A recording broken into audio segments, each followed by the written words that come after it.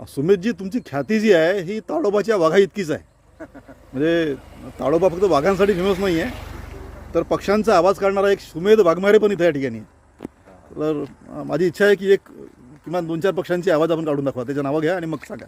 बिलकुल. जसं की मोर येतो,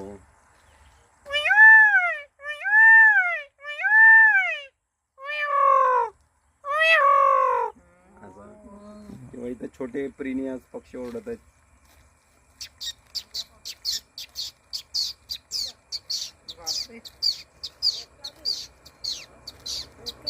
अशा पद्धतीने, किंवा या गवती प्रदेशात टिटवी राहत असते. हां,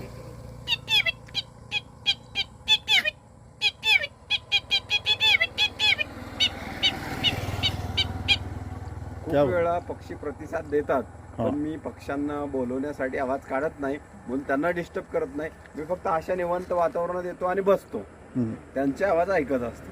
अच्छा. तोच माझा अभ्यास. म्हणजे ते असं होऊ शकतं की आपण आवाज काढला आणि पक्षी त्याला रिप्लाय करतो आपल्याला. हो, खूप वेळा. अच्छा. खूप वेळा कोणते पक्षी असे करतात नॉर्मली? मोर येतो, किंवा भारतध्वज येतो, डव.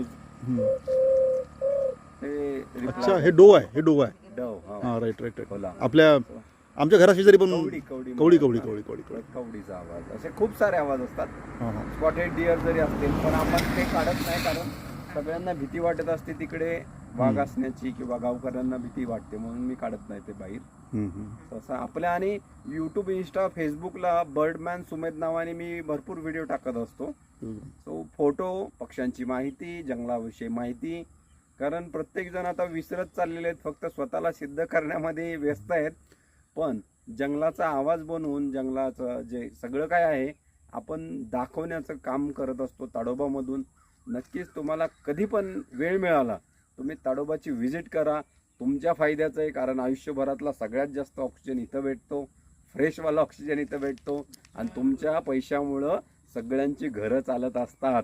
बढिया. म्हणजे कोणतं जंगल वाया जात नसतं. जिथं जंगल असेल तिथं जा, तुमचा फायदा आहे, तिथल्या गावकऱ्यांचा फायदा, कारण ते झाडं तोडणार नाहीत, तर झाडं वाचवतील, जंगल वाचवतील, कारण तुम्ही येत आहे. बरोबर आहे. चला, थँक्यू व्हेरी मच. मी जाताना अचानक दिसले, म्हणलं चला, म्हणलं एक म्हणजे मोठी ग्रेट माणूस मिळाला आपल्याला, बोलावा आपण. थँक्यू उमेशजी. ऐका,